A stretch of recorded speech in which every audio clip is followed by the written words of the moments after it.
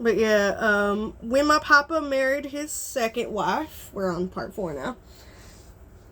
My family is weird and crazy. I'm just giving backstories right now. We'll get to the nitty gritty later. But when my papa married his second wife, she had a son previously.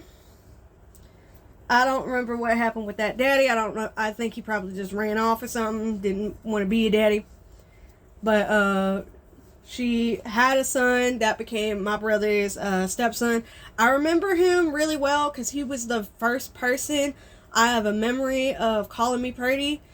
And I remember him saying I always wanted a baby with freckles because I was covered in freckles as a child. I was really, really pale. Like printer paper pale, and I was just covered in freckles as a kid. And he really liked that I was covered in freckles. And he was also covered in freckles. So, yeah. And I don't recall hearing what all their relationship was like, but I know she had a twin sister. Her twin sister was named Glinda. I don't know exactly what happened. There was an accident with Papa's second wife.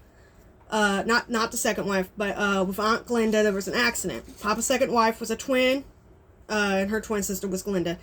There was an accident. Glinda wound up in a coma or in something, and they didn't properly take care of her joints as she was in a coma. They probably just didn't think she was going to wake up. But she did wake up, but she was paralyzed from the waist down, and she had a son as well. And I know my papa and his second wife, they wound up, I believe, if my understanding is correct, that they wound up with custody of the second boy, of Aunt Glinda's kid. So, at Papa's house, they had uncle, daddy, my aunt, and then their stepbrother, and then their cousin. And so, yeah. That's my dad's side of the family. And I don't know what all happened. I do know that there's a street on this road, because they were all like taking apart cars and stuff, the boys, like without any equipment. And they lived on like a 7-acre, like 4.5 acre, like lot of land.